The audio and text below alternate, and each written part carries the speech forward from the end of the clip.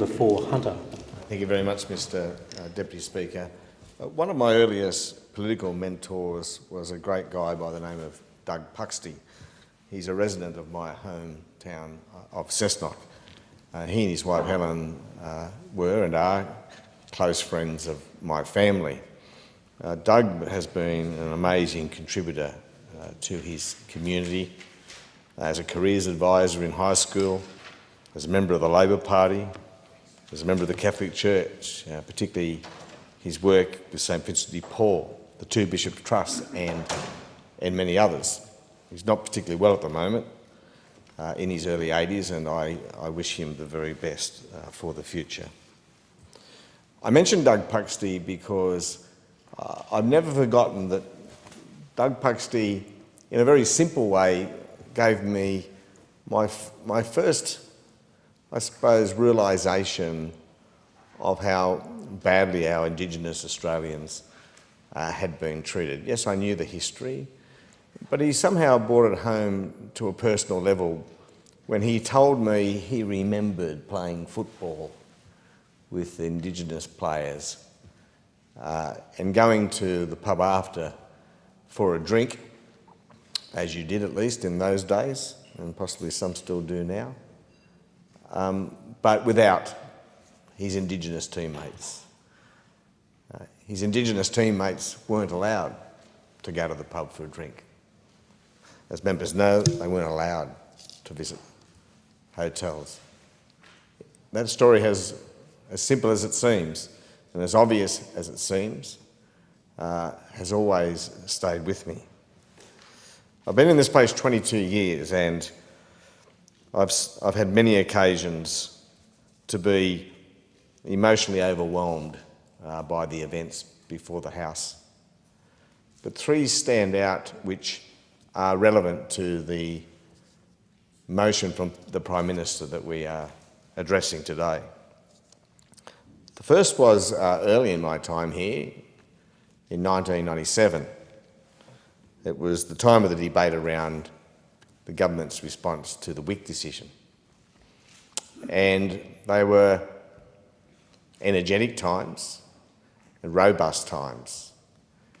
And of course, the Howard government, and I have no intention of attempting to politicise this debate, but the Howard government wasn't providing a response which was welcomed by the WIC peoples or Indigenous Australians more generally. And I vividly remember more than 1,000 Indigenous Australians, it must have been, forming a ring around Parliament House. And I think, I believe we may have sat right through to Saturday on that occasion to finish the WIC legislation to shepherd it through the House. And of course there'd been a number of amendments, but I'm pretty sure we were kept back to finish our work. And I remember very vividly being dropped off at the base, if you like, of the reps, the ramp up into the reps entrance, and encountering this ring of Indigenous Australians, and walking to the reps entrance and sort of high-fiving them or tapping their hands as we walked up to the entrance. It was a nice time to be a member of the Labor Party because we felt we were delivering a greater level of justice than the Howard government had provided. The second time was throughout the period immediately after the tabling of the Stolen Generation report, the Bringing Them Home report. Again, John Howard, the Prime Minister at the time, had determined that he would move in the House a motion of regret for the impact of what had happened to so many Indigenous Australians through a dark period of our history. And of course the Labor Party was rightly, in my view, of the view that we needed a stronger form of words than that, and Kim Beazley had moved an amendment, the Leader of the Opposition at the time obviously, had moved an amendment changing the words to full apology. And if I remember correctly, that debate rolled on for many days, if not weeks somehow. And the Labor Party's tacticians, I suppose you would say, determined to present our case, decided that every Labor member of the opposition, would use their adjournment speech to read one story out of this amazing and challenging and confronting report. And I remember people being in tears as they read these excerpts out of the report. It was a very emotional and confronting time, and a time where none of us should forget. The third occasion, of course, was when Kevin Rudd, as Prime Minister, finally delivered the apology to the stolen generation, the event which we are commemorating today. And I remember the apology very well, and it was an emotional time. The galleries were packed, of course, and people were expressing their emotions. But I remember even more vividly sitting in the members' hall, where we must have been observing what was probably a smoking ceremony, amongst other things.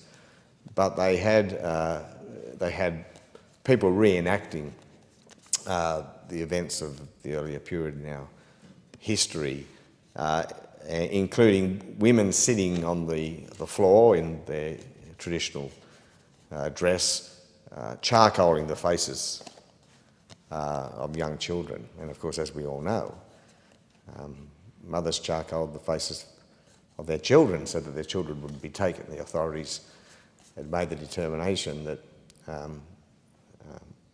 full-blooded Indigenous Australians were beyond help, were beyond redemption, and they were left with their mothers. So the mothers would attempt to make their faces darker, so they wouldn't be taken away. So it's a historic occasion, Mr. Deputy Speaker, 10 years ago. We've come a long way, but we have so much further to go.